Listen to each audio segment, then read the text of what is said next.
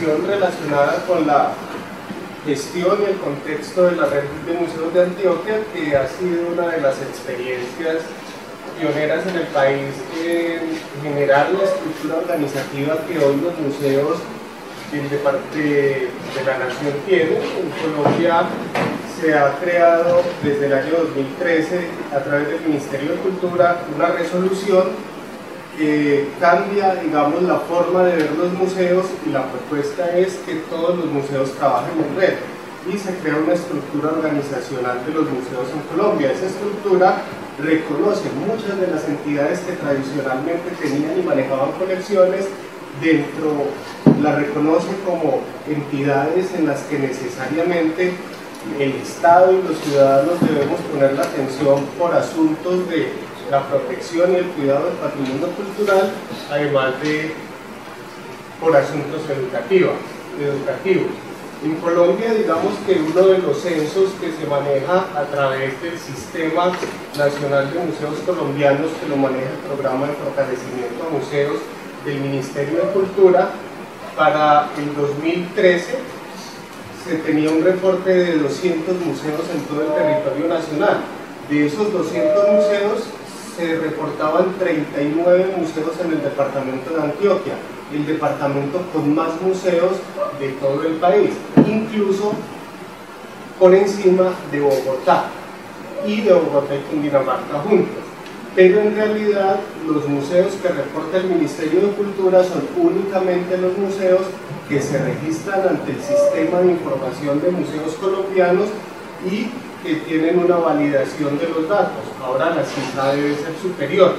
Sin embargo, a pesar de que todos los museos del departamento de Antioquia y de todos los departamentos no están registrados en 5, la cifra es superior. Yo considero que en Colombia hay activos por lo menos 350 museos, una cifra casi el doble de la que reporta el Ministerio de Cultura. Y la red de museos de Antioquia es una entidad que hoy tiene, digamos, dentro de su sistema de información consolidados 72 museos. Entonces, a diferencia de lo que nos dice la cifra oficial de Bogotá, en Antioquia sabemos y tenemos los datos muy bien cuantificados que tenemos 72 museos funcionando, y todos estos museos son muy diversos. Son aproximadamente 4 museos de gran formato y 60 y pico de museos pequeños, museos locales de municipios muy pequeños, de corregimientos o incluso de veredas.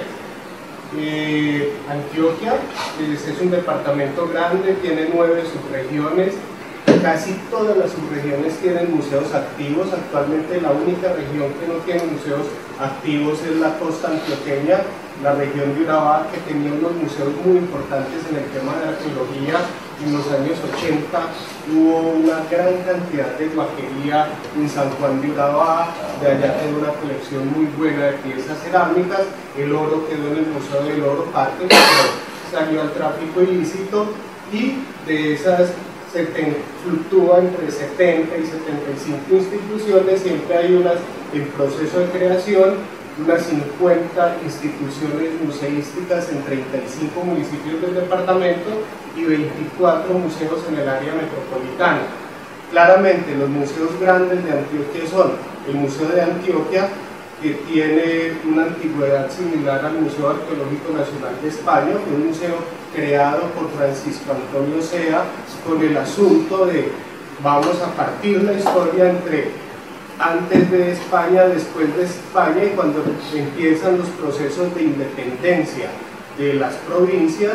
La independencia de Antioquia se da en 1813, entonces le interesaba a los criollos mostrar cuál era la historia local, y se crea entonces en Antioquia el Museo DCA, hoy Museo de Antioquia, y se crea el Museo Nacional.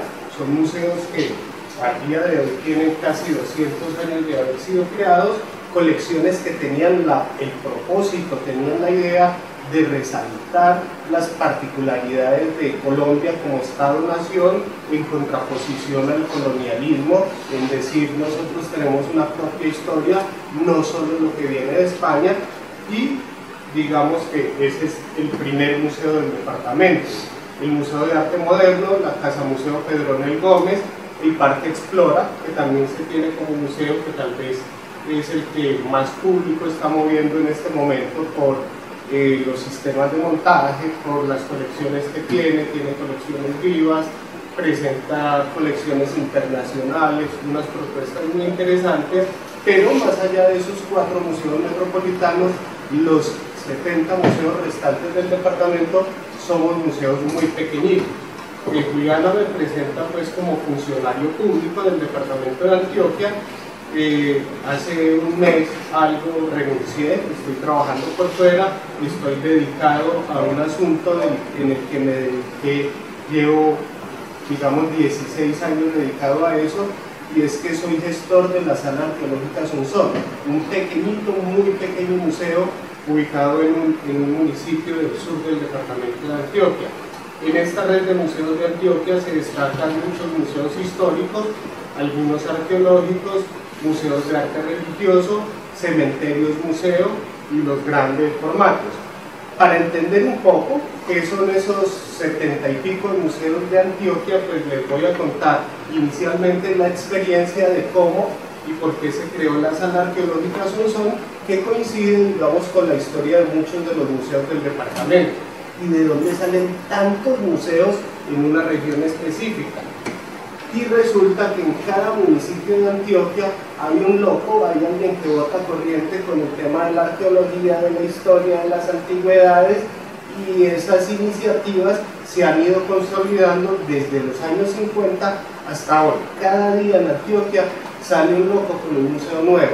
El loco del museo de las raíces que trae el mar desde el río Atrato y las deposita en las playas de Urabá.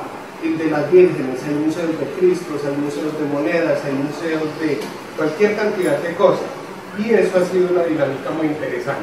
Entonces, aunque lo principal es hablar de para qué ha servido el trabajo en red, hagamos acá un paréntesis y hablemos de cómo es ese cuento de los locos en Antioquia que nos hemos dedicado al tema de los museos. Sonsón es un municipio, digamos, muy tradicional de Antioquia, tiene 1.323 kilómetros cuadrados, está ubicado al suroriente del departamento, va desde el río Cauca hasta el río Magdalena, ocupando toda una franja de la cordillera central. Su cabecera municipal está ubicada a 2.450 metros sobre el nivel del mar, tiene unos 40.000 habitantes, de ellos unos 10 o 12.000 habitantes en el casco urbano y el resto son habitantes rurales, y es una variedad de paisajes impresionante, desde el altiplano donde está puesto el municipio hasta los cañones del río Cauca, río Arma, y va hasta el río Magdalena. Allí una gran diversidad de paisajes y una ocupación humana de más de 12.000 años. Vamos desde los primeros cazadores recolectores del río Magdalena, los horticultores del río Cauca hace 10.000 años, hasta la actualidad ha tenido y tiene vestigios arqueológicos, digamos, de gran importancia. Y Sonsón, el pueblo, corresponde al proceso histórico de la colonización antioqueña, aquella fundación de pueblos que se da a finales de la colonia, cuando se decide que ya las pocas ciudades y villas que habían estaban llenas de pobres, de gente que no eran ni indios ni blancos, sino unas personas de todos los colores, que no tenían mucho que hacer, que sobraban en las haciendas, que no eran esclavos, y deciden empezar a promover que todas estas personas empiecen a poblar el sur occidente de Colombia. Entonces salen de Río Negro, de Marinilla, de Medellín, de las ciudades coloniales fundadas desde el siglo XVII,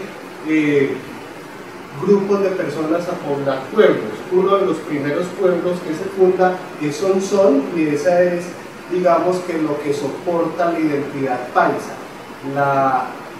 Digamos que el hecho épico de haber salido con hacha y machete en mano a tumbar montaña, a fundar pueblos, a enfrentarse a una naturaleza difícil donde la agricultura no era fácil, y esta es una obra que se hizo precisamente para conmemorar el centenario de la independencia de Antioquia. Francisco Antonio Cano pinta esta obra que se llama Horizontes en 1813 y representa precisamente ese anhelo fundador de los antioqueños que iban hacia el sur creando pueblos con el hacha en la mano y la familia completa. Esto fueron, digamos que, además de iniciativas de pobres, unas grandes empresas colonizadoras que pretendían llenar todos los espacios vacíos de la cordillera central con pueblos y con la explotación minera.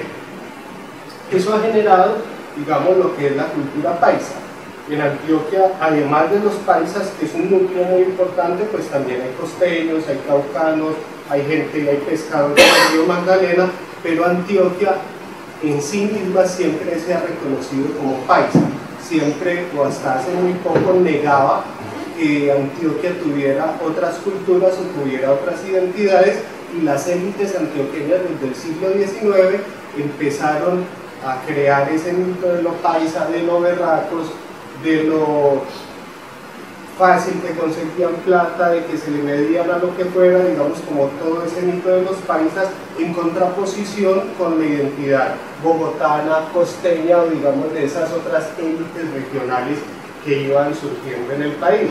Y siempre se desconoció el componente de los pueblos indígenas. Para los paisas, los indios habían muerto desde la época de la conquista, los territorios estaban vacíos, no les interesaba saber nada de los indios. Había unos cuantos coleccionistas de piezas arqueológicas, pero efectivamente son, por ejemplo, es un vocablo indígena, proviene de los indígenas armados, y al otro lado estaban los pantágonos, unos al lado del río Magdalena, otros al lado del río Cauca, pero eso a los paisas nunca les interesó. Lo único que le interesaba al paisa de los indios eran las guacas. Es el paisa, en ese afán colonizador, además de ir cultivando papa, maíz y frijol, iba mineando, abriendo caminos y guaqueando. Y una de las características importantes de la colonización antioqueña era la guaquería, el saqueo de las culturas indígenas para obtener el oro y con eso promover la colonización antioqueña. Ese proceso de guaquería se aceleró mucho después de, digamos, en el último tercio del siglo XIX, cuando la colonización antioqueña llega al Quindío y llega al norte del valle, y empiezan a encontrar unos yacimientos arqueológicos más fáciles de trabajar, más fáciles de identificar y con grandes cantidades de oro. Entonces, en muchos pueblos famosos de la colonización antioqueña, que son paisas aunque estén fuera del departamento de Antioquia, cuyo eje de fundación fue la guaquería. Todo el Quindío, Montenegro, Pueblo Tapao, Armenia, etc. Eso le interesaba a los paisas. Este tema de la guaquería se mantiene hasta el día de hoy. Todavía todo paisa, todo antioqueño paisa, hay antioqueños, como les dije, digamos 7 tipos de antioqueños, pero los antioqueños paisas, los de Sonsón, todos sueñan con encontrarse una guaca, con encontrarse un tesoro. Si uno le dice a la tía en Antioquia, tía, ¿cómo le parece que por allá en un morro vimos alumbrar y vamos a sacar la guaca? Para el país eso es connatural, le gusta ir a buscar, le gusta ir a buscar fortuna, a encontrar la guaca, a ver dónde está. Pero la tradición de la guaquería se olvidó. Digamos que por mucho tiempo la guaquería dejó de ser rentable, dado que ya se habían agotado los yacimientos de oro en Antioquia, pero siguió siendo rentable en el norte del departamento del Valle hasta hoy. Hasta hace poco, en 1992, se encuentra el gran tesoro de Malagana, que es uno de los saqueos más dramáticos que se ha tenido, que se tuvo en la historia del siglo XX en Colombia. Y el saqueo de Malagana en parte se da por los conocimientos sobre guaquería que tienen los bayunos de origen paisa, la gente de Darién, la gente de todo el sector de Calima. De esta gente, en 1997 llega un grupo de guaqueros de Restrepo Valle asociados con gente de Sonsón a montar empresas de guaquería. Una empresa de guaquería es que buscan un patrocinador, a un señor que le dicen entréguenos plata, mercado, transporte para ir a saquear un cementerio y vamos miti-miti. Entonces son 5 o 6 guaqueros, un patrocinador, detrás del patrocinador generalmente hay un comprador, un reducidor de piezas que las compra muy baratas, pero tiene los contactos para vendérselas a los traficantes internacionales o a los anticuarios, y se formó una empresa de guaquería en el 97. Esa empresa de guaquería en el 97, la profesora de la vereda donde están guaqueando le avisa al alcalde: señor alcalde, ¿cómo le parece que en la vereda tal hay unos señores guaqueros sacando un montón de cosas? Y el alcalde, un poco sensible con estos temas, lo que hace es que les compra una cantidad de piezas que ellos habían sacado, mucha cerámica, un par de narigueritas, unas piedras interesantes, hace una compra, asunto ilícito además. Y ya estaba terminando su periodo y él tenía esas piezas arqueológicas en el baño de su oficina, por allí estorbando, y le dice: alcalde, no le queda más de otra que llamar a la Universidad de Antioquia, llame a la universidad a ver qué hay que hacer con eso, qué hacemos con ese asunto. Cuando llama a la Universidad de Antioquia se programa una vaina muy interesante: vamos a hacer una práctica. Entonces había un curso de métodos y técnicas arqueológicas que lo manejaba el profesor Gustavo Santos, y en ese curso, listo, todos súper entusiasmados, el alcalde pone el bus, pone la comida, la Universidad de Antioquia, el investigador y los alumnos, y nos vamos. Yo en ese entonces estaba en primero o segundo semestre, me di cuenta de que se iba a hacer algo en Sonsón, le caí al profesor, me le presenté y me echó en el combo. Nos fuimos todo el combo de quinto semestre con 4 amigos que éramos de segundo semestre. Estuvimos en Sonsón, pasamos muy bueno, hicimos huecos, pozos de sondeo, cortes, sacamos, reexcavamos algunas de las tumbas, pero de todo eso no quedó sino el buen recuerdo, porque ni siquiera un informe. Era una cosa muy informal, fue el profe, hizo la vaina, en medio de las ocupaciones pues propias de la academia, se presentó un informe muy sencillo, pero estas piezas que estaban metidas en el baño del alcalde, allá siguieron metidos. La situación frente a la protección del patrimonio cultural no cambió.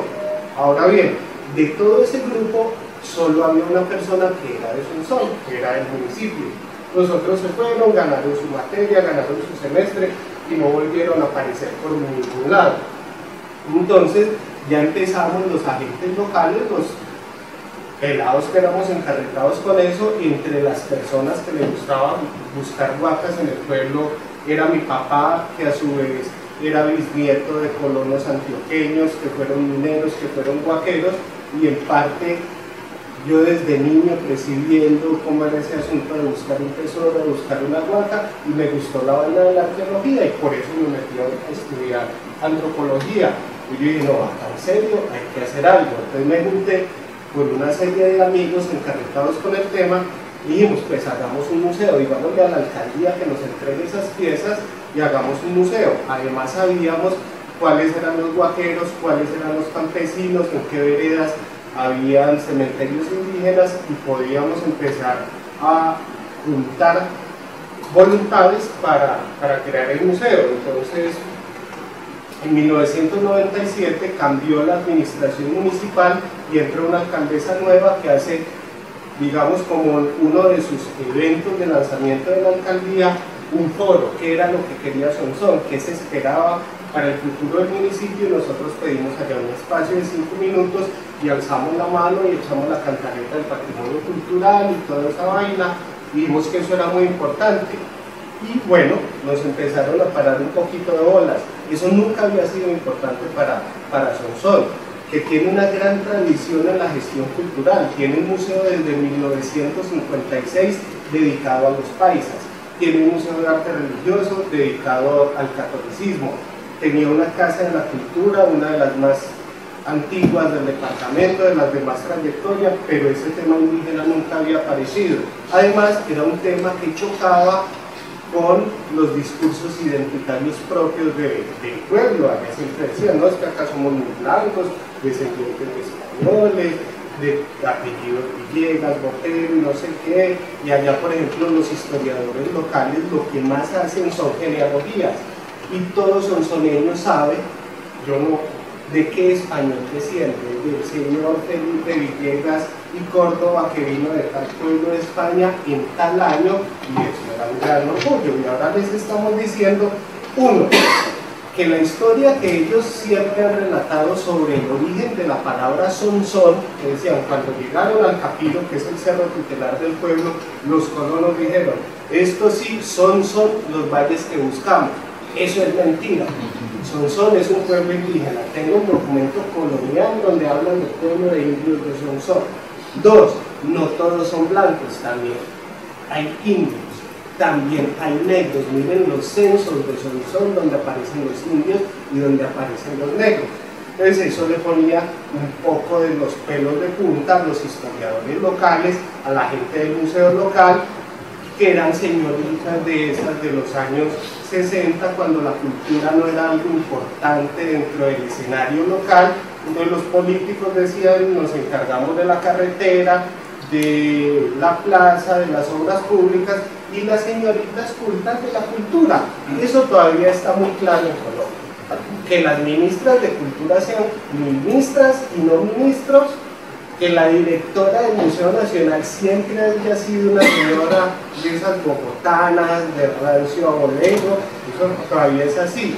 Por primera vez, el pueblo se toma el Museo Nacional con el nombramiento de Daniel Castro como director del Museo Nacional.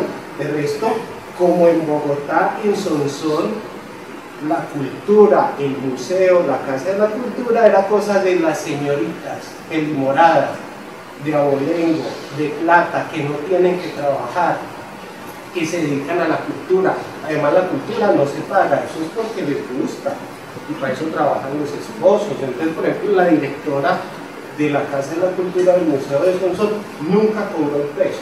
Eso siempre eran cosas de voluntariados y de una institucionalidad muy clara relacionada con la Sociedad de Mejoras Públicas, la Sociedad San Vicente de Paúl, puras sociedades de corte conservador, normativistas, donde se dice quién y cómo se hacen las cosas en el pueblo. Entonces empezamos a hablar con la alcaldía, con esas señoras pelimoradas, pues que nos conocían desde niños, que sabíamos quiénes eran, que decían, ay sí, tan bonito, tan interesante, háganle, pero como que no creían que era en serio, como que sí, algo irán a hacer, ahí pondrán sus ollitas en alguna parte, sigámosles el cuento. Entonces hicimos ese grupo de voluntarios, que todos éramos en ese entonces jóvenes de mi generación. El uno estudiaba diseño gráfico, el otro arquitectura, el otro ingeniería civil, el otro ingeniería electrónica, y como nos dijeron sí, cuéntenos qué es lo que quieren, nos pusimos a trabajar. Nunca esperaban que, digamos, estos retos, ya hablé de ellos, nunca esperaban que hiciéramos la tarea tan bien hecha. Entonces nos fuimos para todas las veredas donde sabíamos que había cementerios indígenas, a hablar con los vaqueros, con los campesinos, y recogimos, además de las piezas que había comprado ilegalmente el alcalde, una colección muy importante. Y cuando citamos a la alcaldesa a decirle, listo, tenemos el proyecto del museo, pues nos aparecemos con planos, con maqueta, con una colección puesta sobre unas mesas y todo eso, y dicen, ah, caramba, hay que pararle bolas a esto. Ahí estamos todavía, pues hace 16 años, presentando el proyecto, y entonces juntamos todas las instituciones, fueron a la reunión, nos dijeron, listo, les vamos a seguir corriendo una corriente, y logramos que en ese museo tradicional, donde solamente cabía el discurso de la cultura paisa, nos aceptaran entregarnos una sala de 100 metros cuadrados para montar la sala arqueológica.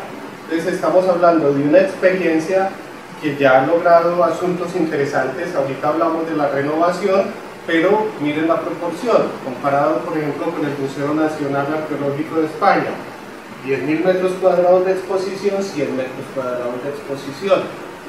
Arrancamos con una colección tal vez de 100 piezas arqueológicas, pues tienen 10.000.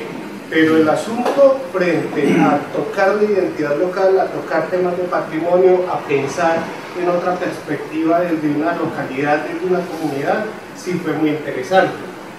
Este es el Museo Casa de los Abuelos, pues es una casa típica de la colonización antioqueña, donde se recrean todos los espacios domésticos y públicos del pueblo en el siglo XIX, y nos da por meter entonces la sala arqueológica.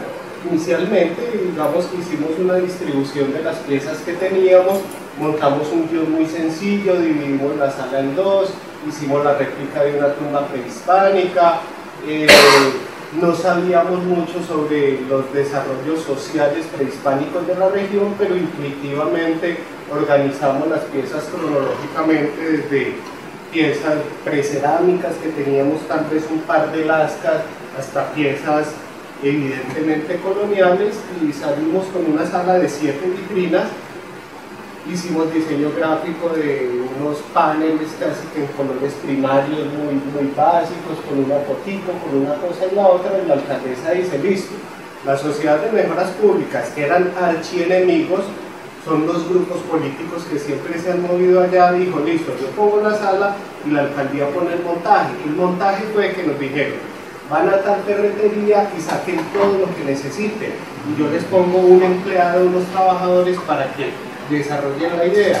Y así lo hicimos, y arrancamos con un montaje de muy poquitas piezas, unos cuantos tiestos, una iluminación muy novedosa para el pueblo en esa época, y un montaje que gustó. Entonces fueron unas vitrinas muy sencillas, pero quedaron muchas preguntas. ¿Cuál es la historia que vamos a contar? ¿Qué es lo que vamos a decir que hacían estos señores indígenas que poblaron la región? Entonces, cuando terminamos esto, aún no me había graduado de antropólogo, y empezamos entonces a hacer investigación, muy precariamente, pero desde lo que se puede hacer en un pregrado ya me puse a excavar, obtuve la primera licencia y empezamos a hacer investigación y a llenar de contenido lo que podíamos contar en la sala. La sala se quedó quieta desde 1999 hasta el 2006. En el 2006 yo estaba trabajando acá muy cerca, estaba trabajando en el canal del Dique, haciendo unas excavaciones de arqueología por contrato, y allá me entró una llamada. Me dicen, ve, volvieron los guaqueros del valle y ahora están saqueando un cementerio en la vereda en Brasil. Yo aproveché que eso se estaba como terminando y dije, listo, en estos días voy. Entonces volví, cuando el primer negocio yo no había conocido los guaqueros, allí me di cuenta que eran los mismos, logramos detener las excavaciones, que entregaran las piezas, se les dio, digamos, que la alcaldía en ese entonces no compró las piezas, pero les compensó el tiempo que habían tardado excavando, y se aumentó la colección de la sala. Y el alcalde me dice, hombre Luis Guillermo, vos te vendrías a trabajar de nuevo a Sonsón, o bueno, de nuevo no, por lo menos esa vez con sueldo. Y dije, sí, alcalde, yo vuelvo para Sonsón, pero no estás muy bien por allá, pues no tanto. Que estar tan lejos, y dejé de hacer en ese entonces arqueología de rescate para volver a trabajar con la comunidad, y ahí la tarea era fortalecer todo ese proceso de apropiación social del patrimonio, crear un grupo de vigías de patrimonio cultural, y volví como a la escena local después de haber estado 4 o 5 años por fuera trabajando en proyectos muy grandes del país haciendo arqueología de rescate. Y en el 2007, que vuelvo a aparecer en Antioquia, se nos ocurre con otros museos la idea de crear la red de museos de Antioquia. Esa red de museos de Antioquia pretendía jalonar procesos de mejoramiento en todas las instituciones, porque tenían muy poca capacidad de gestión. La gente que tradicionalmente había manejado todas esas señoritas y todos esos voluntarios que desde los años 60 y 70 venían trabajando en museos, no tenían idea de cómo prender un computador, de cómo hacer un proyecto, de a quién pedirle plata. Entonces, con los museos grandes, con el apoyo y con la iniciativa del Departamento de Antioquia, se citó una primera reunión y dijimos, listo, reactivemos lo que es la red de museos de Antioquia.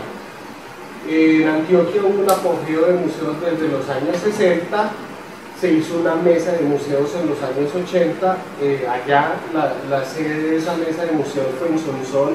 Actualmente Sonsón tiene 5 museos, y en 1992 se hizo una corporación, Red Departamental de Museos, que en el año 2002 tiene que ser liquidada por asuntos tributarios, nunca se reportaron a la DIAN, quedó debiendo un montón de plata, salieron los chismes de que este o aquel se robó la plata que había en la red de museos, etc. Y esa red de museos duró inactiva desde el 2002 hasta el 2007. En el 2007, para evitar lo que ya había sucedido, dijimos, hagamos una red de museos de Antioquia con capacidades pero sin plata y sin conformación jurídica. Y creamos la red de museos de Antioquia y empezamos a hacer eventos anuales de encuentros y capacitaciones de museos para los 72 museos financiados por dos padrinos principales, el departamento de Antioquia y el municipio de Medellín.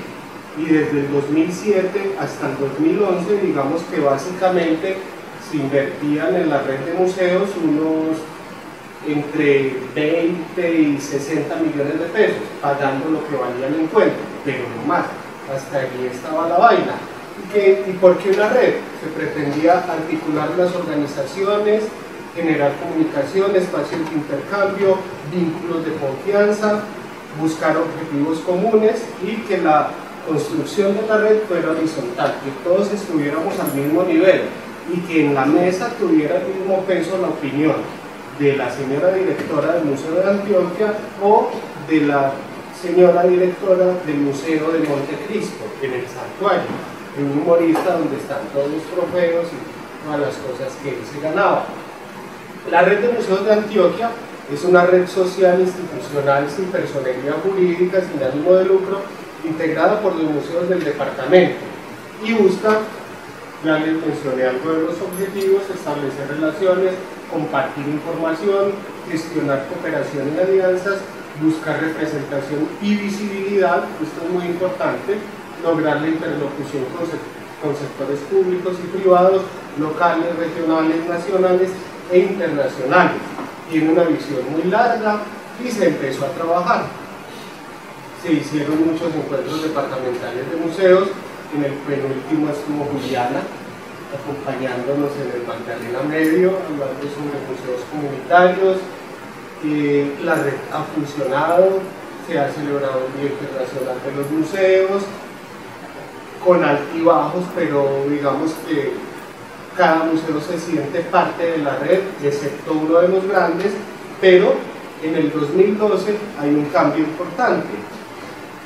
Desde el 2003, el Estatuto Tributario de Colombia establece que cada llamada de celular paga adicionalmente al 16% del impuesto al valor agregado del IVA, me está sonando el celular, ¿qué sería? Paga un 4% adicional de impuesto. Ese 4% adicional está destinado en parte al patrimonio cultural. Antioquia, en parte porque es menos del 50% lo que se destina al patrimonio cultural. A Antioquia, por concepto de impuesto al consumo de la telefonía celular, hoy le llegan 3.400 millones de pesos al año. Eso es 1.3 millones de dólares, más o menos. Y desde el 2003 hasta el 2010, el gobernador del departamento decidía cómo y en qué invertía esa plata. ¿Qué sucedió desde el 2003 hasta el 2010? Cada gobernador decidía en qué iglesia invertía la plata en su restauración, y se restauraron muchas iglesias y quedaron muy lindas, pero el sector cultural no vio ni un peso de esa vaina. De todas las llamadas que hicimos al celular, el sector cultural no le tocó ni un peso. Y el Ministerio de Cultura, que por ley tenía la obligación de hacerle el seguimiento a esos procesos, algún día le preguntaron de Planeación Nacional: señora ministra, ¿y en qué se ha gastado la plata del IVA en la telefonía celular? La ministra contestó: no tengo ni la más mínima idea. Y se dieron cuenta que en Antioquia se había gastado en las iglesias y que esas iglesias eran patrimonio, bien, pero en otra parte y en otros departamentos la plata no se había gastado, o no se sabía en qué se había gastado, o había terminado en cosas que absolutamente nada que ver con la cultura. Y ahí se genera la necesidad de que todos los proyectos que se pagaran por la telefonía celular fueran aprobados por el Ministerio de Cultura, fueran aprobados por el Consejo Departamental de Patrimonio pero se seguía manteniendo cierta autonomía de los departamentos en invertir esa plata. Cuando se da ese cambio, yo estoy arrancando como funcionario del Instituto de Cultura y Patrimonio de Antioquia. Entonces allí le vendí el cuento al director y me lo creyó porque efectivamente trabajábamos como red de que gran parte de ese capital se tenía que invertir en los museos. Entonces se toma la decisión de que el 25%, por lo menos, de lo que ingresaba por recursos de telefonía celular fuera invertido en los museos del departamento, porque desde los años 60 hasta 1900, hasta el 2000 y pico, ¿cuál era la inversión que hacía el departamento en los museos? 20 millones de pesos para hacer 2 encuentros al año, pero todos los museos del departamento trabajábamos así, con el poquitico que diera el alcalde una vez en la vida. Y para los alcaldes crear un museo era crear el museo, comprar la vitrina, comprar la luz y se acabó. Y no hay más plata para el museo. Y ahí morían muchos museos, estábamos encontrando museos con montajes cuando tenían desactualizados por más de 20 o más de 30 años, sin la más mínima condición de conservación para las piezas, con óleos coloniales puestos de cualquier manera en el corredor de la Casa de la Cultura, donde el sol les pegaba. Entonces necesariamente el departamento de Antioquia, teniendo tanto patrimonio cultural mueble ya recogido, ya metido en un espacio, pero sin montar, si no se hacen unas mínimas museografías, todo ese patrimonio desaparece. Y desaparece es que se lo come el polvo y se lo come el sol. Ya, ni idea. Uno hablaba a veces con esas señoritas de muy buena voluntad: señorita, quite el cuadro del sol, padre, quite ese cuadro del sol, pero es que haya estado siempre peor, y no lo quita.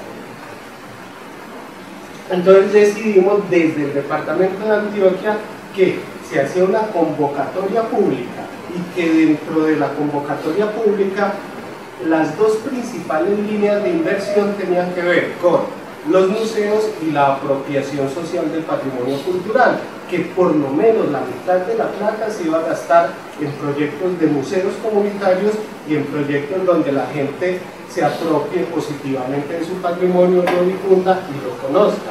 Y de allí entonces sale esta posibilidad, que también tiene que ver con el enfoque político de Antioquia la más educada, del gobernador Fajardo, diciendo: educación más legalidad igual oportunidades. Estamos generando plataformas públicas para que la plata del patrimonio sea entregada a través de proyectos, pero no solo la plata del patrimonio, la plata de la danza, de la música, del teatro y todas las oportunidades de la cultura en el departamento se hicieron a través de esto. ¿Y qué hizo la Sala Arqueológica Sonsón? Con la capacidad generada, con los amigos que todavía estaban en el pueblo, les digo: muchachos, va a empezar a servir la plata que siempre hemos creído que nos corresponde a convocatorias públicas. Y en el 2012 se hace el primer proyecto donde ya tenemos una colección más grande, se registran las piezas ante el ICANN, se hace todo el proceso de inventario y una pequeña actualización con las mismas vitrinas y la misma iluminación de los años 90, pues ya tenemos una colección más importante para mostrar. Pero en el año 2015, el año 2014, aplicamos y logramos obtener el presupuesto que siempre quisimos, con qué hacer un montaje profesional. Entonces hacemos la renovación museográfica que en este momento estamos haciendo. Hoy precisamente está la gente haciendo montaje, me están mandando fotos en tiempo real de todo lo que se está haciendo. ¿Con qué contábamos? Exactamente con el mismo equipo, pero ya todos profesionales y ya todos con 15 o más años de experiencia, y le metemos desde una introducción y una presentación, un tema con la arqueología colombiana, un gran mapa donde muestran las regiones arqueológicas con figuras antropomorfas para cada región, una vitrina donde se explica todo el sistema alfarero de Sonsón, otra que habla de la historia, de quiénes eran los armados y quiénes eran los pantágoras. Estamos haciendo producción de video propia, estamos explicando cómo fue la evolución de los sistemas líticos desde el precerámico hasta hoy, sigue la réplica de la tumba, como decía, hay cosas que a pesar de que uno renueve el museo, si yo desaparezco la tumba, que fue lo que más llamó la atención, en el montaje original, la gente siempre va a decir, ¿y la tumba? ¿Y dónde está muerto? ¿Y qué pasó con los huesos? Y bueno, ya teníamos diseñadores profesionales, esto es la gran pared de bienvenida, es de una sola pieza, este es el mapa de Colombia, estas son fotos de ayer o de antier que nos han mandado por WhatsApp de cómo está quedando el montaje actual de la sala. Hoy están montando, les traje la invitación, todos están cordialmente invitados, el próximo sábado a la reinauguración de la Sala Arqueológica Sonsón, que ha sido uno de los museos juiciosos en presentar proyectos. Y acá en el Atlántico hay, en todos los municipios son yacimientos arqueológicos, muy extensos, muy profundos, muy interesantes. Y digamos que la gobernación ha hecho la tarea con esta misma plata de montar los museos arqueológicos, pero lo ha ido haciendo muy desde la perspectiva de la gobernación. Acá el llamado es a que se haga desde la perspectiva de la gente, que sea la gente, que sean esos señores encarretados con el patrimonio, que han guardado piezas por muchos años, los que se vinculen a estos grupos de trabajo para hacer los montajes de los museos. Ahí está la tarjeta de invitación un poquito más grande y digamos que es uno de los ejemplos que le da contexto a esa red de museos de Antioquia, pero en la red, bueno, y aparte de eso, también encontramos que el museo, además de exhibir piezas, pues tiene que educar y tiene que investigar, y también presentamos un proyecto de investigación a esta misma convocatoria de iniciativas en patrimonio para hacer una investigación arqueológica que está en curso. Llegué el viernes de campo en los ecosistemas kársticos del Magdalena Medio de Sonsón. ¿Qué son los ecosistemas kársticos? Una cantidad de cañones y cavernas que hay, tal vez ustedes tengan referenciado Doradal y toda la zona donde estaba la hacienda Nápoles. Pasa un gran cordón de mármol, ese cordón de mármol tiene unas cavernas muy interesantes. Hemos identificado 4 cavernas con evidencias arqueológicas desde hace 10.000 años hasta Don Pablo Escobar.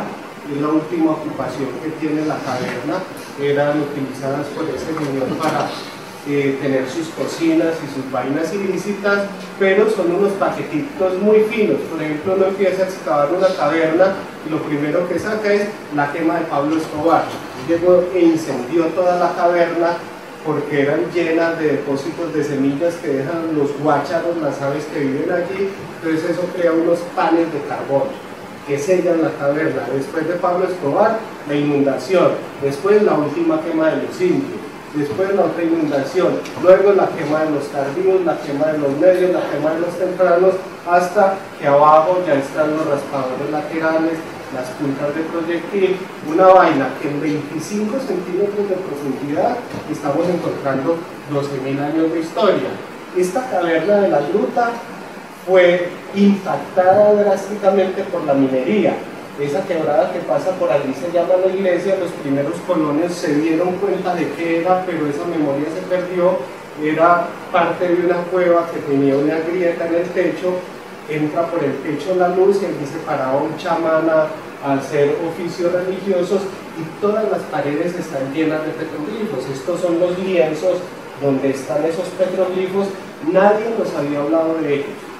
Vean, para la gente en las reuniones que hicimos fue una sorpresa, como así que hay esas cosas, pero habían pasado por encima de ellos, los habían pintado, los habían rayado.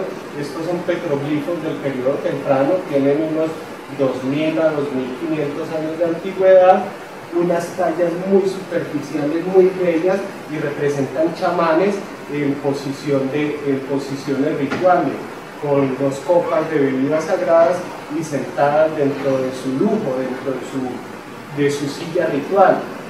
Siempre la gente dice lagartos, pero examinando muy bien la literatura, son representaciones chamánicas. Hay uno que se ve más clarito.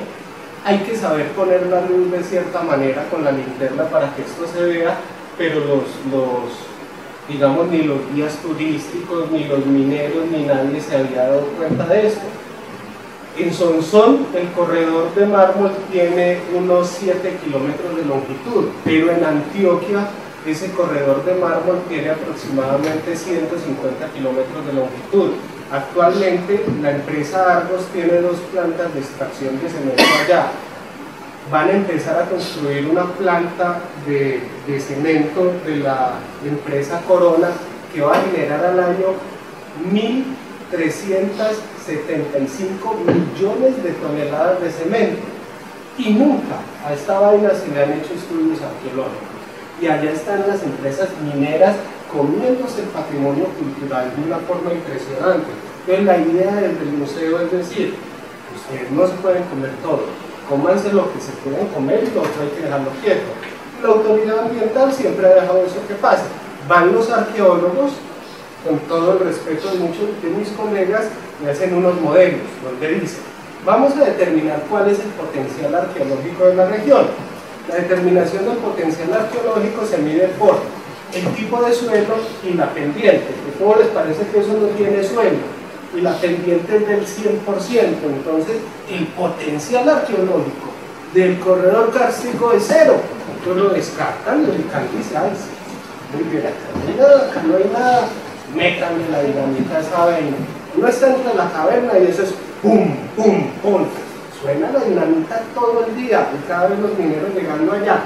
Con la comunidad de Sonsón logramos un acuerdo y se dejan 14 hectáreas donde hay 3 de las cavernas quietas de la minería, porque allí están los mineros artesanales. Pero vaya a ver si el señor gerente de Argos ha querido darnos la cita. No nos va a dar la cita. Pero vamos a trabajar por ella. Hay diversidad de petroglifos, hay sitios de extracción de grasa de guácharo, hay cavernas que hay que subir 30 metros sobre la pared de roca y luego uno ingresa y eso está lleno de tiesto, lleno de cosas. También ya entraron los bloqueos, hay por lo menos 2 generaciones de guacheros que se han metido, pero los arqueólogos seguimos encontrando cosas, pictografías que todos creeríamos que son mucho más antiguas, las pictografías creemos que son del periodo tardío, más o menos del siglo XIII al siglo XVI. Esta caverna del Caimán es también muy importante, en esta era donde tuvo Pablo su laboratorio, pero la cantidad de pictografías es muy impresionante. Entonces les quería decir que un museo pequeño de 100 metros cuadrados ha logrado, digamos, dinamizar y cambiar un poquito la perspectiva de la percepción local sobre el patrimonio y la identidad cultural, y se ha ido metiendo en asuntos de investigación, de gestión, y bueno, ahí vamos. Igual, por ejemplo, todo este asunto de haber creado el museo, pues me tiene acá y me ha servido para echar carreta 15 años. A mí me parece increíble todavía encontrar público para echar el mismo carretazo. Pero, volviendo a la red de museos, lo más importante de la red de museos fue generar la visibilidad del sector ante el Estado. Es poderle decir a un gobernador, no es un museo, no son 2, somos 72 museos en el departamento, y logramos que por ordenanza departamental se mantuviera la inversión porcentual en museos y que este $1 millón invertido en 4 años se mantenga a futuro. Yo pienso que en los próximos 4 años, sea quien sea el gobernador, como ya la asamblea sancionó un proyecto de ordenanza en el cual se establece que se deben respetar estas convocatorias públicas, vamos a tener una inversión de por lo menos $3 millones en los 72 museos del departamento en el periodo que empieza el año entrante, 2016-2019, los próximos gobernadores. Y estos son algunos de los proyectos que desde el Instituto de Cultura y Patrimonio de Antioquia se han invertido. Inversión en la renovación museográfica de la sala Rafael Uribe Uribe, publicación de la guía departamental de museos, esta va para España, montaje del Museo Arqueológico de Támesis, inventario del Museo Casa de los Abuelos, montaje del Museo de la Cerámica. Digamos, todos estos museos, los montajes eran tan precarios que el Museo de la Cerámica era montado sobre mesas. Todo el mundo iba y tocaba y cogía los platos, algunos se los llevaban, se han logrado cosas. Montaje del Museo Arqueológico de Marinilla, montaje del Museo Arqueológico de Fredonia, montaje del Museo Ferroviario de Cisneros. Este es inventario de 10 museos arqueológicos de Antioquia, montaje del Museo Universitario, se ha invertido en los grandes, se ha invertido en chiquitos. Inventario de la Casa Porfirio de Barbajacoc de Angostura. Digamos que esta es la tipología de museo predominante en Antioquia, museos que tienen las cosas colgadas en clavos sobre las tapias de las casas y unas vitrinas muy básicas que hace el carpintero del pueblo. Y esto es lo que se ha ido logrando a través de la inversión de los recursos públicos en los museos. Vitrinas que cumplen con todos los temas de climatización, de iluminación, de conservación necesarios para las colecciones que tenemos. Museo Histórico de Marinilla, Museo Histórico de Río Negro, guiones para el Museo Cementerio de San Pedro, montaje de una sala en el Museo Juan del Corral del Ministerio de Cultura, montaje de una sala en el Museo de Arte Religioso de Santa Fe de Antioquia, esto es montaje del Museo Arqueológico de Amalfi, difusión del Museo de Arte Religioso de Sonsón, montaje del Museo de Arte Religioso de Yarumal, renovación museográfica del Museo del Peñol, que es un museo muy interesante. Esto también es una iniciativa comunitaria que ha funcionado muy bien. Montaje del Museo de Ciencias Naturales de Granada, este es el antes, el después va a quedar muy interesante. Acá tengo incluido la renovación de la sala arqueológica Sonsón, pero obviamente la foto es del antes porque acá están los proyectos que en este momento se están ejecutando. Como les decía, hay museos de todo tipo. En Antioquia tenemos la colección más grande de Cristos y crucifijos del mundo. ¿Por qué? Porque había un señor loquito que le encantaba recoger todo eso, luego se iba a morir y le regaló eso a la Casa de la Cultura. Pero a las viejitas, a toda la gente de la tercera edad, de Sandera, le encanta ir al Museo de los Cristos.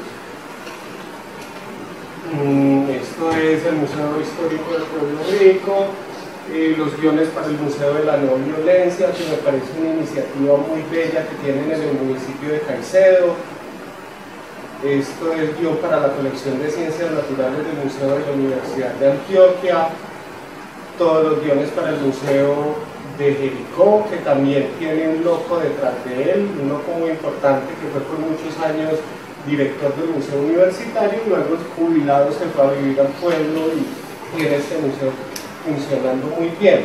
En total son 2.503 millones de pesos invertidos en 4 años y bueno, esto sigue sobre todo porque hemos trabajado en red y hemos pretendido, siempre que hablemos con un gobernador o siempre que hablamos con un alcalde, no habla la sala arqueológica Sonsón, no habla el Museo de Antioquia, sino que habla la red de museos de Antioquia. Yo creo que el subtítulo de estas charlas de arqueología, ¿cómo se llama? Diálogos de arqueología, eran los retos de los museos. Yo creo que un gran reto, incluso para nosotros, es el trabajo en red, el mostrarnos como sector para que de verdad nos crean y se coman el cuento. Muchas gracias.